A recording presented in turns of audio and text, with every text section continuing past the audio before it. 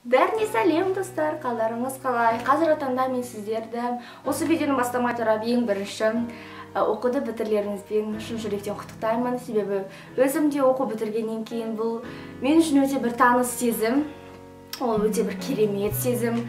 Жаз басталады, жаз еркіндіктің сондай мезгілі, өте керемет мезгіл, жылы мезгіл. Және қазіргі видеом менің осы жазға арналған дайындығым және менің мамырда өтіп кеткен менің сүйікті заттарымды көрсетумен болады. Егер сіздерге қызық болса, онда жүрмеңіздер. Сонымен біз бастаймыз.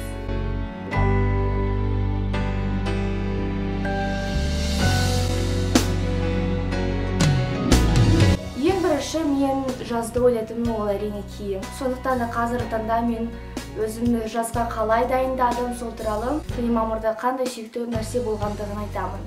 Сондықтан да бірінші ол әрине киімдер. Осы жолы мен киімдерден жазға дайындық болған соң өзімді аямадым осы жағынан. Сондықтан да киім бәрімізде жасыл, сары, ақ түсті болды. Бірінші киім осындай.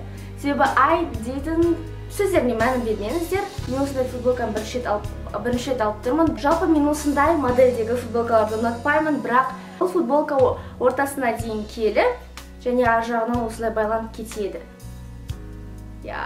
Мен бәрібір көруді ұйғардым, себебі бір рет өмір сүреміз, ол қалыпты жағдай. Екінші нәрсе, ол менде блузкалар кетеді. Себебі мен жалпы мұндай ашық түсті ұнататын адамдардың бірімін. Қара түсті, қоңыр түсті, менің түсім емес, ондай менде гардеробымда ондай вообще түс жоқ шығар. Осындай жасыл түсті блузка келеді. Бұның атасында шифоновый. Бұл және менде размер 2-есе үлкен деп аталамын. Себебі жаз кезінде, мұндай жел болған кезде қатты тырысып тұрған блузкалар, тырысып тұрған жалпы киімдер маған өте қатты ұнай бермейді.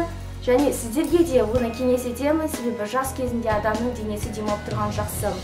Аяқ киім болса да, үшінші киім ол сары. Сары, жасыл, ақ, менің түстерім ол. Бұл да 2 размер үлкен, бірақ бұл жаңағыға ұқсас, бірақ мұнда қол жағы кішкентай. Бұл да 2 размер үлкен, сондықтан да үйде көбісі мен көбінесе жазда үлкен размерлер аламын. Свет өзгеріп кетті ғой деймін. Келесі нәрсе ол шалбар.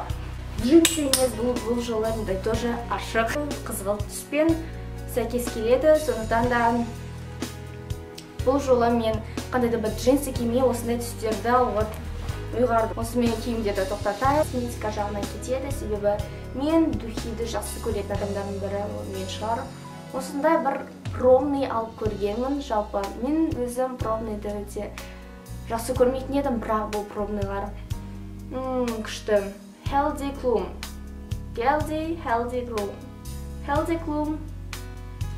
Clum. Мұндайдың мен қателеспесем 8-9 шақтысын алдым, себебі бұлар тез бітіп қалады. Бұның біреу бітті және бұлар уже бітіп қалған.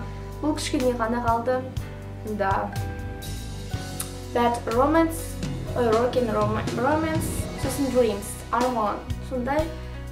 Мен ойлаймын, егер духи алсақ, онда мұндай стойки духиларды алу керек, өзіне тұратындар. Бұлар да өзінде тұрады деп мен жарты күнге тұрады бұлар. Менің есімде мен бұны бір рет септім. Содан кейін бұны екінші күні мен басқасын септім. Үшінші күні басқасын септім. Содан кейін өзімнің киімдерін ескеп көрсем, әр түрлі иістер. Сондықтан да бір духині бітіріп алыңыздар. Бірінші, бір ай болсын, 2 ай болсын, бір духині бітіріп алыңыздар. Содан кейін екіншісіне көрсеңіздер, мен сияқты болмаңыздар. Біреу басқасын, екінші басқасын, барлық иістерді көргім келді, мен қандай болатыным. Келесі нәрсе ол менің алған, ол монопод. Монопод селфи палка дейді. Бұның маған бір жақсы ұнағаны, ол әрине үлкен бір диаметрға сызылады. Ой, бұл камераға сыймайды. Осы жерге қояды Android, iPhone, қандай бір телефон болсын. Және мына жақтарда Bluetooth. Bluetoothмен істейді. Бұмен керемет фотоға түсу. Бұл жерге мен ойлаймын, жаз мезгілінде бұл міндетті түрде керек, себебі біз пароходқа барамыз, пляжға барамыз, қыдырамыз, жүреміз, түнде жарықта болсын, өте ыңғайлы алыңыздар. және еске алған кезде осы жазды, онда осы жаз осындай фоткалармен бір ерекше болып қалады. Бұл кішкентай. Вот, осындай ғана. Сумка әрине сияды бұл жері және алыну керек. Алынады және тағы да алынады, сонда мұнда кішкентай ғана қалады. Сондықтан алыңыздар. Бұл жарнама емес, бұл сіздердің қажеттіліктеріңіз үшін. Келесі нәрсе, мен ойлаймын, ол көбіне қызық емес болады, себебі мен келесі нәрсе ол кітап. Абайдың қара сөздері жалпы есімде 7-ші сыныпта, 8-ші сыныпта мен бұны оқыған кезде қатты бір түсінбейтін. Арасында ғана түсінетін. Қазір 10-ші сыныпта келген кезде мен бұны жалпы түсінемін, бәрін түсінемін. Әрбір сөзі маған өте бір жақын келеді. Бұл менің айғағы, бұл мен үшін 2 жылда мен осындай бір есейдім деген мағынада. Тақта осындай бір нақыл сөз бар. Асыл сөз іздесең, Абайды оқы, ерінбе дейді. Сондықтан, егер сіз өзіңізді тәрбиелегіңіз келсе, адамгершілігіңізді ұлғайтқыңыз келсе, онда Абайды оқыңыздар. Бұны қазір де түсінбесеңіздер, жай оқи беріңіздер. Содан кейін 2 жылдан кейін қайтадан оқыңыздар, уже басқа көзқарас болады. 4 жылдан кейін оқысаңыз, тағы да бір басқаша көзқарас болады, себебі мұнда әрбір сөзі ол өте бір алтын сөздер. Кітап оқыңыздар. Және бір келесі көрсететін нәрсе ол сумка болады, жазғы. Білмеймін жазғы қандай сумка, бірақ бұл жазда бір өте керемет көрінеді. Ою өрнекті сумкалар. Сумканың мағаны мұнда бұл кішкентай. Сондықтан ішіне бір нәрсе салсақ, мысалы кітаптарды салсақ, бір жерге қыдырған кезде соқтарды салсақ, чипсы салсақ, онда өте ыңғайлы нәрсе болады. Сондықтан мен бұны бір көрмеден алдым. Есімде жоқ. Қазақтың ою өрнегі өте қайшанда болсын, қандай елге болсын барсақ та өте әдемі көрінеді. Мен келесі ұнататын нәрсем ол өлеңдер. Мен өлеңдерді ең көп тыңдайтын адамдардың бірі мен шығармын. Біздің үйде. Сондықтан да менің сүйікті әндердің бірі ол да Кәмшат Жолдыбаеваның Сүйіктім деген әні. Бұнда пия-пия келші маған, пия-пия кел маған.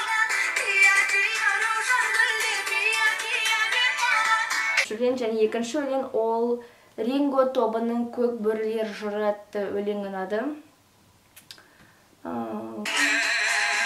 Біз көк жалбыз бөріміз, сирек талға серіміз, біз арланбыз, сырттанбыз, ау, қасқыр деген жылқанбыз.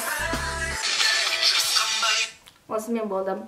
Бұл менің сүйікті музыкаларым бірі. Ал келесі мамыр айында менің сүйікті фильмдерінің болған ол Форсаж.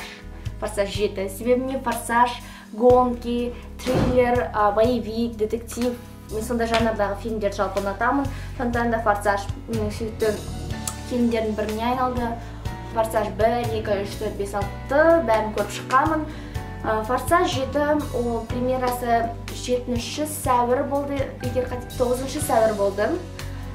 Мен сол кездерде конкурста болдым, егер ұмытпасаңыздар мен Қарағандыда болған болатын. Мамыр айында барғым келген, бірақ онда ол премьерасы өткен, онда уже интернетке шығып қойыпты. Сондықтан да интернеттен көрдім. Полуокияда сондай болған жағдай өте қиын, соңғы кезде өте жұбанышты. Егер көрмесеңіздер, Форсаж 7-ні онда интернеттен міндетті түрде көріңіздер, өте бір жақсы фильм. Және мен онда мені сүйікті актердің бірі Джейсон Стэтхэм ұнайды. Осымен болды достар. Егер сіздерге видео ұнаса, онда лайкты басыңыздар. Каналға жазылуды ұмытпаңыздар. Жаздарыңыз сәтті өтсін, жаздарыңыз керемет болсын, жаздарыңыз өте сондай жайдарлы, жақсы, шуақты өтсін. Сіздермен болған мен Үңкәр.